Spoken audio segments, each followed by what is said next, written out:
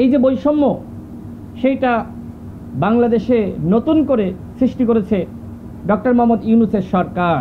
এই উপদেষ্টারা গণ অধিকার পরিষদকে সাইজ করার দায়িত্ব নিয়েছে। গণ অভ্যুত্থানের যারা অংশীজন তারাও উপস্থিত থাকবে। আমার প্রশ্ন হলো, এই গণ অভ্যুত্থানের অংশীজন কারা? শুধুই কি এই জাতীয় নাগরিক কমিটি বা এনসিপি? আমার প্রশ্ন, কারণ আমরা দেখেছি যে সরকার সর্বক্ষেত্রে একমাত্র এনসিপি এবং বৈষম্যবিরোধী ছাত্র আন্দোলনের নেতারা যারা রয়েছে তাদেরকেই এই জুলাইয়ের অংশীজন বা গণ অভ্যুত্থানের অংশীজন মনে করছে। এবং এর অনেকগুলো প্রমাণ আপনারা জানেন। যখন জাতীয় সংলাপ শুরু হলো তখন 4টি দলকে ডাকা হলো এবং ডাকার পরে উপদেষ্টাদের পক্ষ থেকে বলা হলো যে এই 4টি দল বাংলাদেশের সবথেকে বড় দল। এই কথা বলার কোনো প্রয়োজন ছিল?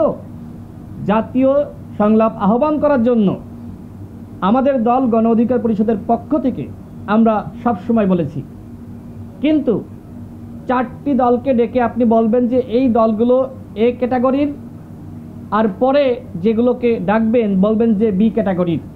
অর্থাৎ এই যে বৈষম্য সেইটা বাংলাদেশে নতুন করে সৃষ্টি করেছে ডক্টর মোহাম্মদ ইউনূসের সরকার, যেখানে বৈষম্যের বিরুদ্ধে লড়াই করতে গিয়ে প্রায় 2000 মানুষ শহীদ হয়েছে, 30,000 আহত যোদ্ধা, যাদের অনেকে হাসপাতালের বিছানায় এখনো পর্যন্ত কাতরাচ্ছে।